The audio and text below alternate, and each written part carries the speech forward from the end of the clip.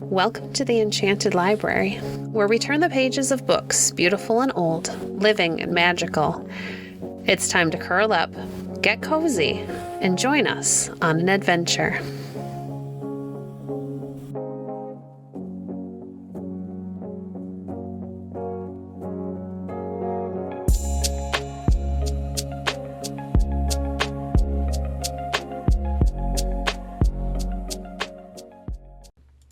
Today, we're reading from 20 Beautiful Stories from Shakespeare by Edith Nesbit, The Tempest.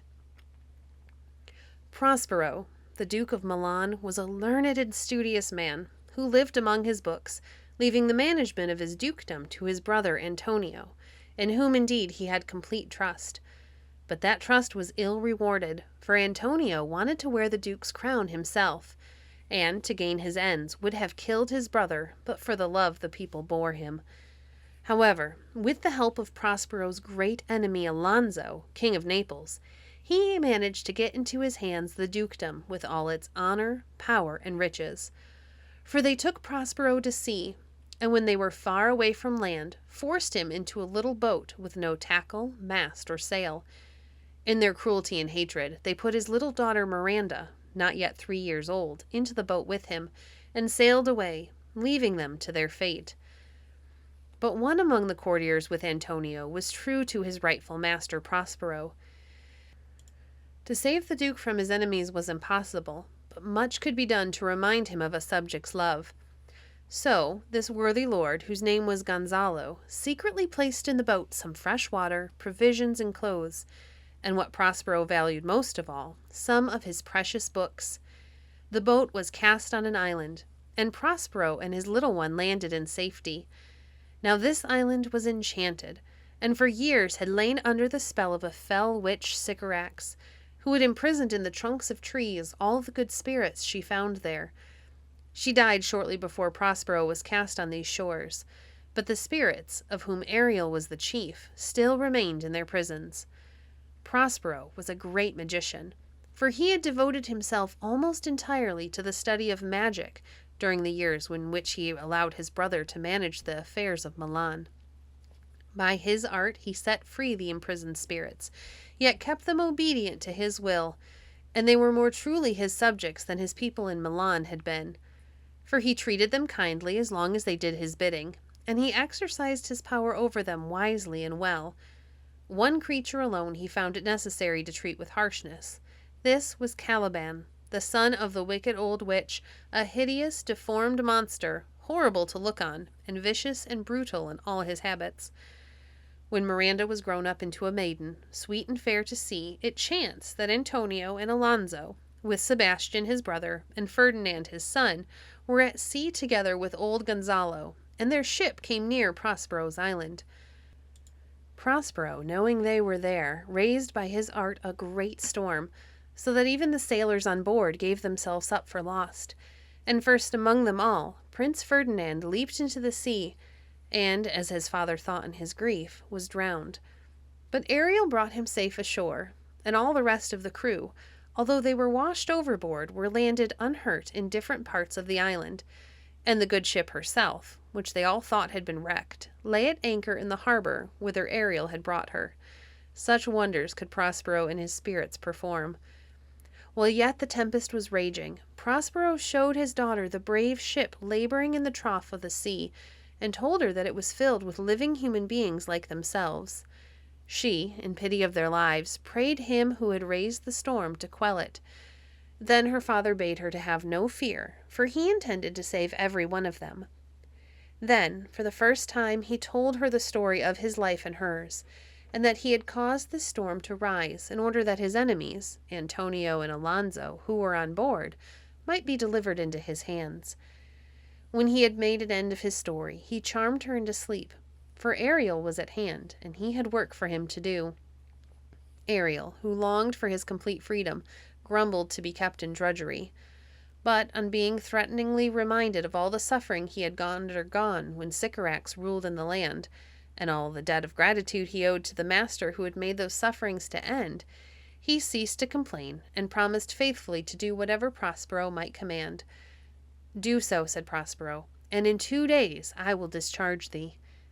Then he bade Ariel take the form of a water nymph and sent him in search of the young prince.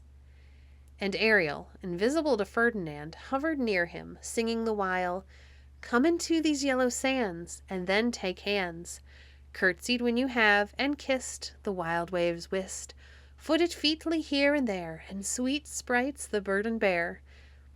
And Ferdinand followed the magic singing, as the song changed to a solemn air, and the words brought grief to his heart and tears to his eyes, for thus they ran: "Full fathom 5 thy father lies, of his bones are coral made, those are pearls that were his eyes, nothing of him that doth fade, but doth suffer a sea change into something rich and strange. Sea nymphs hourly ring his knell, hark, now I hear them, ding dong bell." And so singing, Ariel led the spellbound prince into the presence of Prospero and Miranda. Then, behold, all happened as Prospero desired. For Miranda, who had never, since she could first remember, seen any human being save her father, looked on the youthful prince with reverence in her eyes and love in her secret heart. "I might call him," she said, "a thing divine, for nothing natural I ever saw so noble." And Ferdinand, beholding her beauty with wonder and delight, exclaimed, "Most sure the goddess on whom these airs attend." Nor did he attempt to hide the passion which she inspired in him, for scarcely had they exchanged 6 sentences before he vowed to make her his queen if she were willing. But Prospero, though secretly delighted, pretended wrath. "You come here as a spy," he said to Ferdinand. "I will manacle your neck and feet together, and you shall feed on freshwater mussels, withered roots and husk, and have sea water to drink. Follow." "No," said Ferdinand, and drew his sword. But on the instant Prospero charmed him so that he stood there like a statue, still as a stone. And Miranda, in terror, prayed her father to have mercy on her lover. But he harshly refused her, and made Ferdinand follow him to his cell.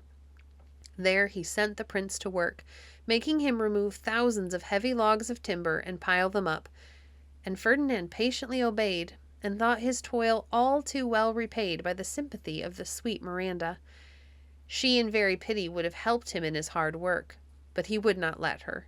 Yet he could not keep from her the secret of his love, and she, hearing it, rejoiced and promised to be his wife. Then Prospero released him from his servitude, and glad at heart he gave his consent to their marriage. "Take her," he said, "she is thine own." In the meantime, Antonio and Sebastian, in another part of the island, were plotting the murder of Alonso, the King of Naples, for, Ferdinand being dead, as they thought, Sebastian would succeed to the throne on Alonso's death. And they would have carried out their wicked purpose while their victim was asleep, but that Ariel woke him in good time. Many tricks did Ariel play them. Once he set a banquet before them, and just as they were going to fall to, he appeared to them amid thunder and lightning in the form of a harpy, and immediately the banquet disappeared. Then Ariel upbraided them with their sins and vanished too. Prospero, by his enchantments, drew them all to the grove without his cell, where they waited, trembling and afraid, and now at last bitterly repenting then of their sins. Prospero determined to make one last use of his magic power. And then, he said, "I'll break my staff, and deeper than did ever plummet sound I'll drown my book." So he made heavenly music to sound in the air, and appeared to them in his proper shape as the Duke of Milan. Because they repented, he forgave them, and told them the story of his life, since they had cruelly committed him and his baby daughter to the mercy of wind and waves. Alonso, who seemed sorriest of them all for his past crimes, lamented the loss of his heir. But Prospero drew back a curtain and showed them Ferdinand and Miranda playing at chess. Great was Alonso's joy to greet his loved son again, and when he heard the fair maid with whom Ferdinand was playing was Prospero's daughter, and that the young folks had plighted their troth, he said, "Give me your hands. Let grief and sorrow still embrace his heart that doth not wish you joy." So all ended happily. The ship was safe in the harbor, and the next day they all set sail for Naples, where Ferdinand and Miranda were to be married. Ariel gave them calm seas and auspicious gales, and many were the rejoicings at the wedding.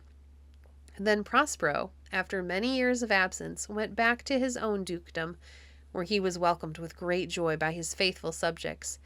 He practiced the arts of magic no more, but his life was happy, not only because he had found his own again, but chiefly because when his bitterest foes who had done him deadly wrong lay at his mercy, he took no vengeance on them, but nobly forgave them. As for Ariel, Prospero made him free as air, so he could wander where he would, and sing with a light heart his sweet song. Where the bee sucks, there suck I. In a cowslip's bell I lie. There I couch when owls do cry. On the bat's back I do fly. After summer merrily, merrily, merrily shall I live now, under the blossom that hangs on the bough. Thank you for joining us today. If you enjoyed today's episode, please leave a review on your favorite podcast platform and share our podcast with a friend. Visit our website at www.enchantedlibrary.net to see our past books or to connect with us on Facebook. If you'd like to support the work we do, you can visit our Patreon page at patreon.com/enchantedlibrary. We appreciate your support. Until next time, friends, happy reading.